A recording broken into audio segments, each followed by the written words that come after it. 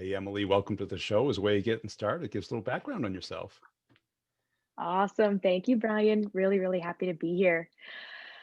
My name is Emily Libby, and I am located here in San Diego, California. I am originally from Boston, so where you are today. I was from a little bit up north, and gosh, I have been out here in San Diego for about 10 years, and have the pleasure of working for an incredible company called Payment Works. Yeah. Um, that I'm in software sales, and I get to work with the western half of the country. So from the Is that Mississippi all? River on, that's all. From Mississippi River on, and yeah, before COVID, Brian, I was hopping on a plane literally Sunday night, Monday morning till Friday, and bopped all around Texas. Spent a lot of time in Texas. Went up to North Dakota, a lot of places that I had never been. So it's a really incredible experience. Doing in-person sales. So the shift to online Zoom meeting sales with big groups, like 20 people has been very interesting. But yeah, sorry, I I didn't know how much detail to give. Do you miss the travel at all? You know, I'm You can be honest. yeah, I'm in my 30s, mid 30s, and so I think when I was younger, I enjoyed travel a little bit more. Now that I'm married, just got married a few months ago, got a dog, have a house, just kind of loving being at home with the family. So I Yeah, don't really miss travel that much. yeah. What do you like about sales? Oh, so I obviously listen to the podcast. I love your show, and I've been thinking a lot about this question. And there's the element of just that human to human connection Yeah, that especially those connections that you make with people that maybe you literally just met. You're just hopping on the phone for the first time, and by the end of it feels like you've been friends for years. It just feels really good to have that those types of relationships. But also just from a very just from a very real level, I love the hunt. I yeah. love hunting. I love closing. I get so fired up when I get that yes after 20 demos, and the not right now. This is probably Not not an ready right easy now. product to sell, is it? I was checking out the site. Thank you for checking it out. So just out of curiosity, what do you think I sell? Uh, well, some way of assuring that the payments are auditable and legitimate before they're done. Did I get it? Way better than most people do. Okay, good. Yes. So it's so true. There's so much complexity with what I sell. And Yeah, there's so many people and players that would need to be involved with this type of sale, because on the one hand, it's about making sure that the payees and vendors that a business such as I just brought on Brigham Young University out in Utah, right? Where ensuring that Brigham Young is onboarding payees and validating their identity, yeah, including bank account ownership, and making sure that payment gets to the right place. So there's the people that are involved with the vendor onboarding, right? Is this a fit for them? Yes or no? The treasury department and finance department, making sure those dollars get to the right place. It's the CFO and the IT staff making sure that this is a fit for their financial system. So it's a big, and I've heard you talk about this quite a bit, where it's not just an easy one person decision, it's a right. committee. And so I will say though, Brian, that although it is difficult and it is complex, I am so grateful to work for a company that I'm passionate about what I sell. I mean, I couldn't sell something that I wasn't passionate about. This is something that I know is solving such a huge problem. And we started out working with universities, right? Higher ed and their hospitals. They're getting hit with fraud constantly because so much information is public. Yeah. But now it seems like banks are even, experiencing fraud. They're looking for support. Um, as I mentioned, healthcare, just financial industry is a huge opportunity for us too, and state and local government. So it's really, I love it because I never walk away from a meeting where someone's like, this is cool, but not for me. I mean, it's for everyone, and it's yeah, solving such a huge need. So And is there any inbound or is it all outbound? all outbound, Wow. all By outbound. you, Yes. or do you have a team or?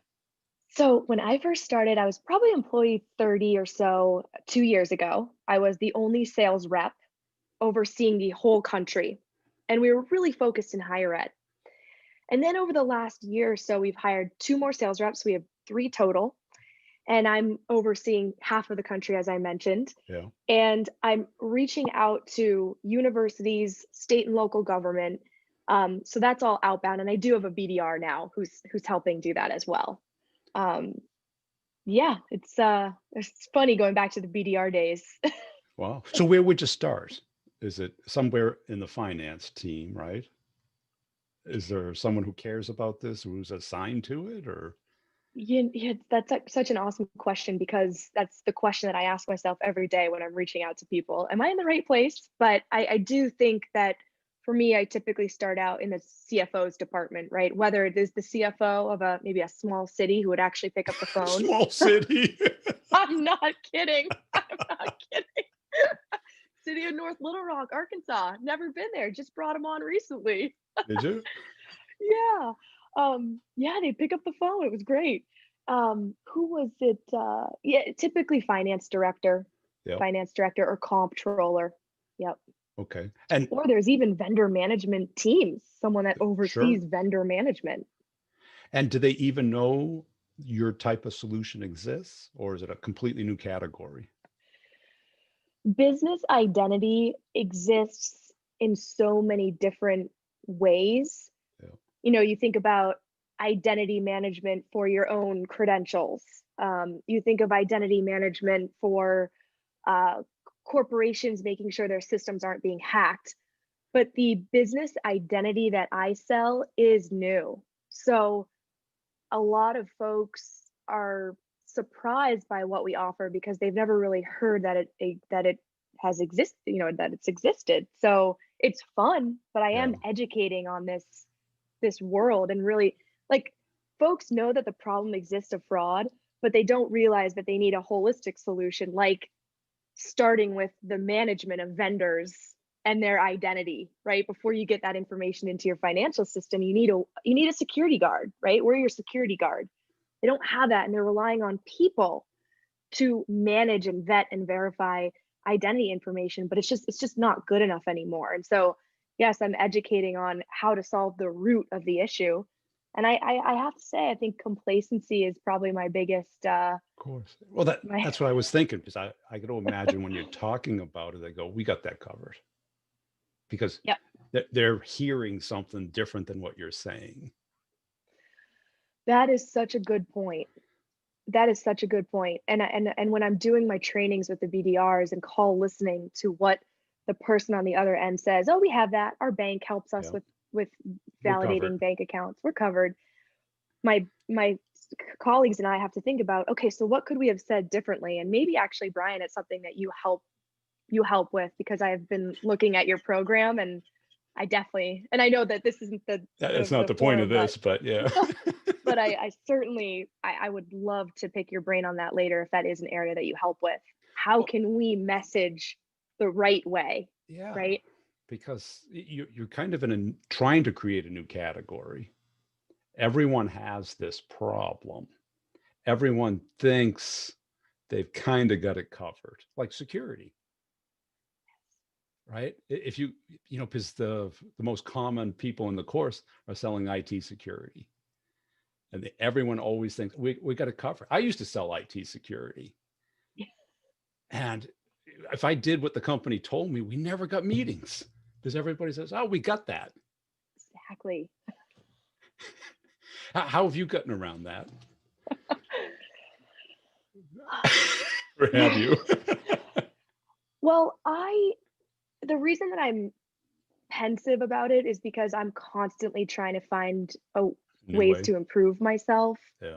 and I'm constantly asking the question, am I really doing it the right way? Like if someone tells me we got it covered, I have a million reasons why they don't. And I try to Yes. share that. And I try to do it in a polite way, but I always wonder like, is that the typical salesperson way to do it? Just slam them with everything that I know? I mean, people maybe will shut off. So I try to be really polite, persistent, and almost as like a thought leader. Like we are doing this. I've done this for years. I've heard of other cities in your position. This is why their bank wasn't enough. Yeah. And if they are open-minded, great. If not, then I got to move on to another person in that city. And given the huge territory, which can be great, there's lots of opportunity, but it's like, where do you start? That's the problem. Yes. Yes, I think right now I'm working with my colleague on my business development rep on, so Texas is a perfect place to start because we do have almost 20, 30 customers, Yeah, right? The already. University of Texas system and Texas State. And when you're reaching out to state and local government in Texas, start there, use some of the customers that they might know. But yes, then you start to think about all those different states that have, 20 counties, 20 cities. That's on the small end. Where do we start? So I think it's just about being strategic, starting in those areas that you have folks. But I also, so I have this philosophy of like, I just want to get our name out to everyone. And I don't want to say spray and pray, but Yeah. that's what I think of, right? Everyone needs to know about us. And if they don't, what if they do something else and they waste time and money and they get hit by fraud? They need to know. Then I get overwhelmed because I'm like, oh my gosh, I can't You burn out. Yeah. do that. Yeah. So yeah, that is something that I'm actually dealing with right now, but it's okay. It's a good problem to have. I'd rather have more than less, but is And, that truly effective? and what do you see yourself best at? I mean, you're excited, you're passionate, you like to win,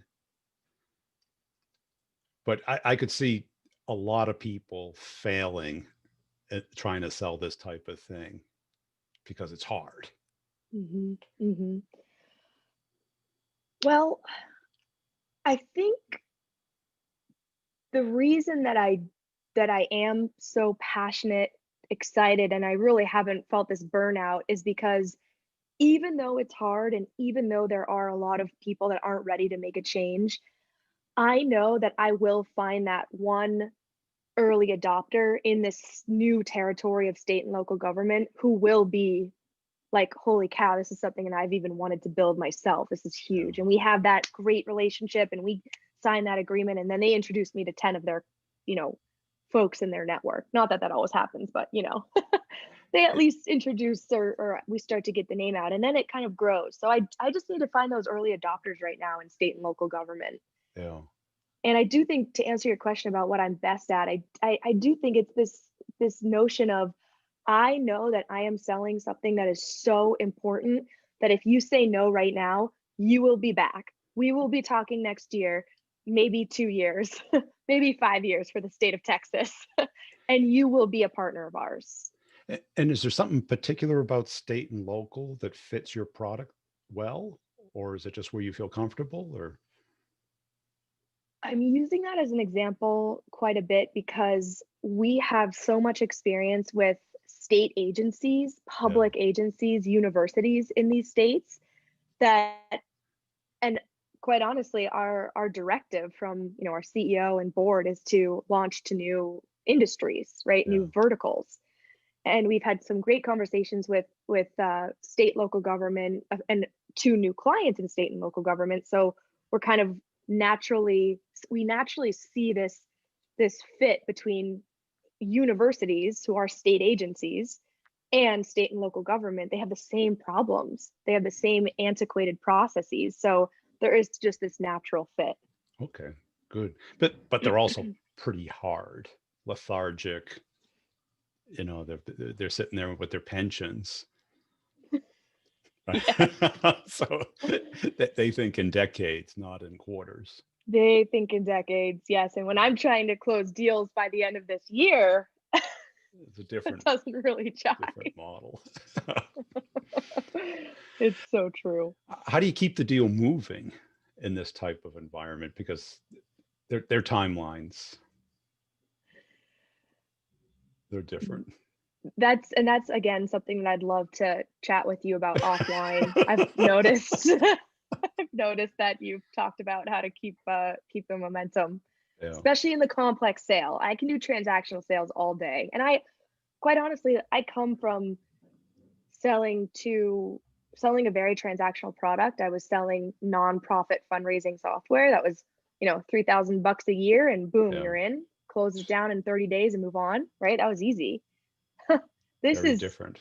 this is like I'm talking about I just won a deal that I'd been working for 2 years and I didn't have the patience for that before. I've been growing patience. So I definitely always ask myself, am I doing a good enough job of including all the stakeholders and keeping it moving? I don't know. I mean, I certainly win. I'm a top performer, not to be boastful, but I know I can do it. But it's just if I did it better, could I close even more? Could I Yeah. make double the income? Probably. Um, I am a I am a persistent person, but I am polite, and sometimes I don't know if I could be maybe a little more of a challenger. Maybe that could help. But in state and local government, I think Yeah. some people don't want to be challenged, right? Or not state and local, maybe just humans in general, right, Ryan? Well, I mean, yeah, I think that challenge model, because there's a fine line between challenge and argument, Exactly. right? Some we view it as challenging, they may view it as an argument Yeah, or yeah, being yeah. annoying or pushy. Exactly, pushy. Yeah, So to answer your question though, I do believe it is about having asking the question or sharing, what typically happens next and then always having that next step booked. But when you have that person that says, "Well, listen, I need time to think about this and I will get back to you." yeah. That's where the gray area begins and that's where I get stuck. And that's when deals get stuck for me. It's really hard. Yeah, and people think of that as bad, but it's necessary in a complex sale. Like when you buy a house, unless you have to buy a house that day, you're not gonna buy the house that day. You're gonna That's very sleep on true. it. You're gonna circulate it around your friends. You are gonna think about it. Okay, So that makes me feel better. yeah, but it can be an excuse too. It can be because no Yeah, one likes to exactly. deliver bad news. Exactly. Yeah. And what separates you, or what are some of the epiphanies that you've discovered about selling through your career, especially going Mhm. from kind of a transactional sale, which you did really well at, Thank you. to a complex sale, which is a whole different skill set? Definitely, definitely. Well, I think the core of my being, and quite honestly, I went to school to be a social worker. I I saw wanted to that. I Boy, wanted did to you. be my dad, jokes around. He's like, "You were this hippie up in Vermont, just, a vegetarian, just wanted to peace and love, and now you're this like capitalist meat eater." I'm like, "Dad, you're making me sound like I'm but it is funny. I have changed a lot. And quite honestly, Brian, I needed this for my self-esteem. Growing up, I didn't really feel like I knew what I wanted to do or didn't really feel like I had anything that I was really good at. And so when Yeah. I first started my venture in sales and was part of the top of the leaderboard, that started driving this fire and this confidence that I never knew I had ever. And it feels really, really good. So I'd say confidence, but not losing that core, my soul being an empathetic person that wants to solve people's problems and wants to listen. Like, I can't tell you how many times when I'm training people to say, use the gosh darn mute button. This prospect is It's good talking to coaching. you. This prospect is talking to you, and you say, "Oh, yeah." And they stop what they're saying. They could have had this gold that you missed. So listen to people and actually um, provide a solution that meets their needs. And I think that empathy and caring and genuine listening skill that I have, plus this fiery competitive beast, it's just a really cool match that I never really knew about the confidence side of me, if that makes sense. It never came out in childhood or in college, or what did cause it to surface? Was the sales? Um, Yes, it was sales. I'm sure that I've always had that little competitive streak in me. Maybe when we were playing games as a kid, but I was just more of like a people pleaser, didn't want to rock the boat, wanted Yeah, everyone to be happy, cared so much about what people thought. So I think the confidence was hidden beneath a layer of fear, of making disappointing people or making people upset.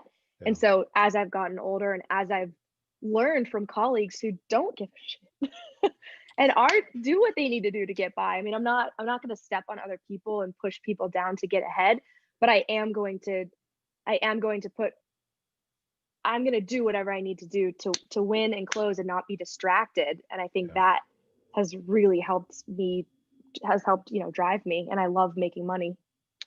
Well, that's good. And what was that epiphany? Because social work's just the opposite of that. It's like I no money. know. I know. I think that's what happened. I graduated, I was interviewing for jobs, and well, actually no, I had some internships and knew that coming out I would, be making 30 grand a year. And not that that's bad, but I live in San Diego. You cannot live on 30 grand a year and live in, the way that I would Outside a like to live, box, which is, yeah.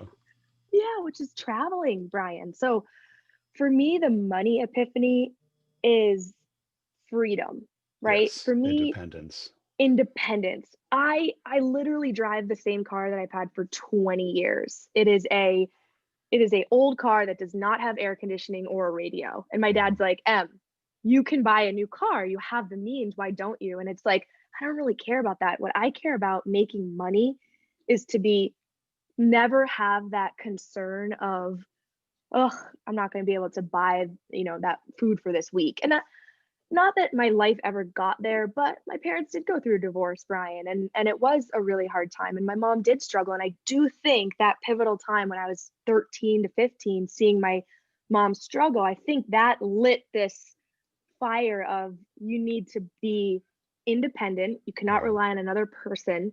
And I started working. I started working at an inn. I was a housekeeper. It was a really beautiful inn, so it wasn't bad cleaning toilets. They were like Well, you nicer probably got toilets to than my own. see wealthy people, driving nice cars, having nice clothes. And I think too often people think that high income is about materialism, Exactly. and it's not Exactly. always. It's about independence, self-reliance, not having to worry. Exactly.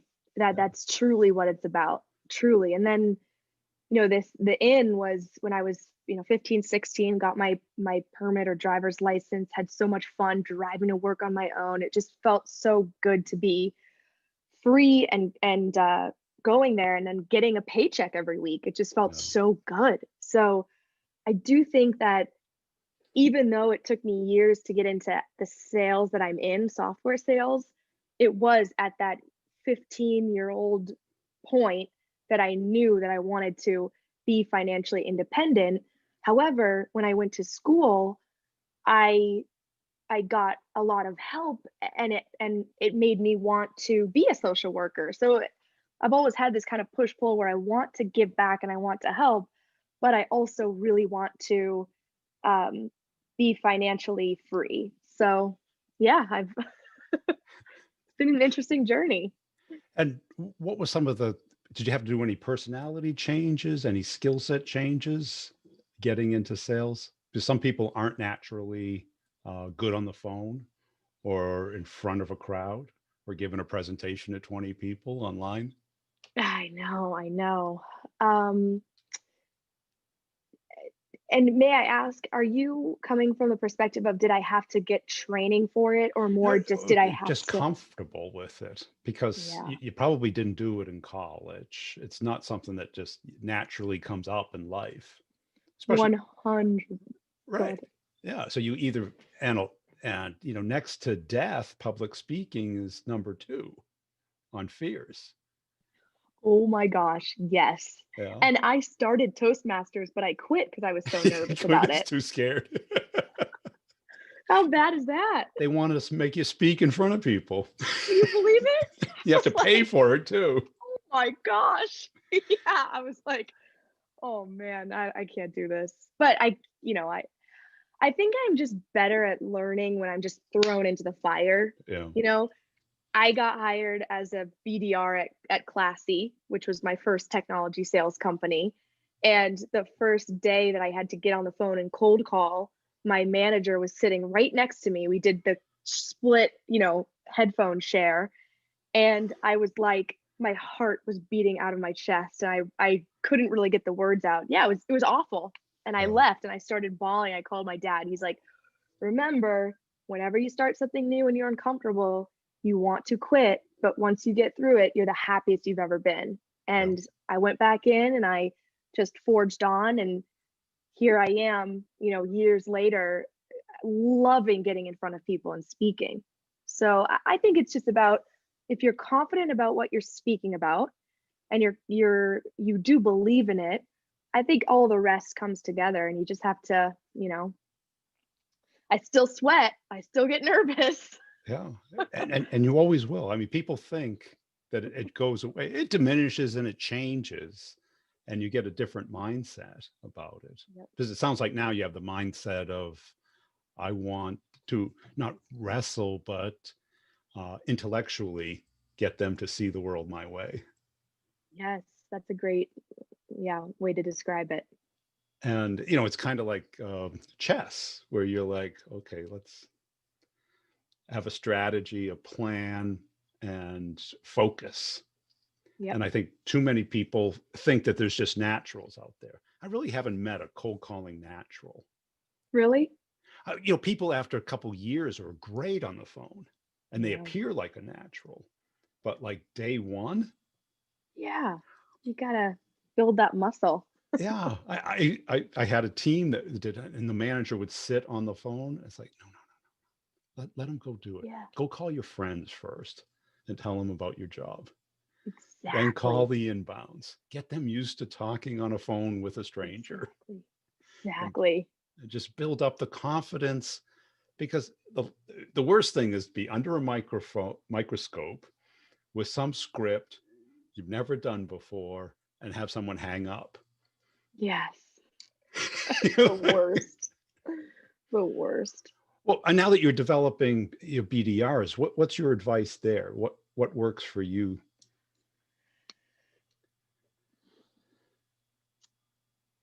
So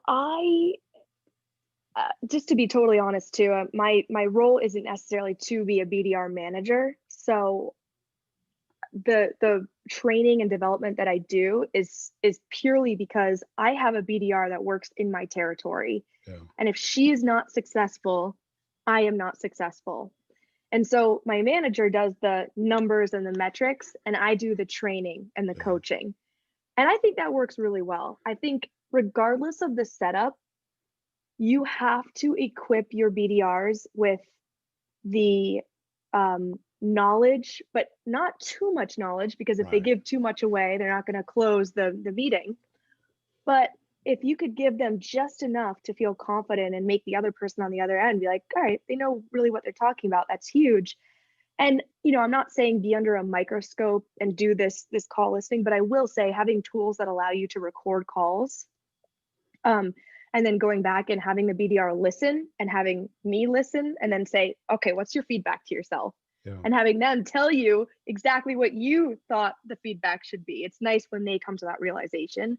So I think that helps nip any issues in the bud, especially even if it's just interrupting. I think Right. my biggest advice for people is use the mute button and don't interrupt. Yeah, say nothing. Say nothing. Those long pauses are the most effective things in communication. And what's the opposite of that is that voice activation. As soon as one person starts talking, they jump and pounce on them. Exactly. I'm Uh, like, I know you're excited and I know right. we can solve their problem, but the best part is when you Get stay them back talking. and you hear them and you say, "Yep, okay, yeah, I do have something. Let's Yeah. How's book a this call." different than what I'm doing now? Cool. Hey, this has been a fun conversation, Emily. Where can people go to connect and follow you? LinkedIn is my spot. I think it's just Emily Libby. Easy enough. I'm sorry I don't have that exact link, but yeah, Emily Libby on LinkedIn. And my company is PaymentWorks. And if you're ever struggling or your company's struggling with business payments fraud, we can help you. So hope to hear from people.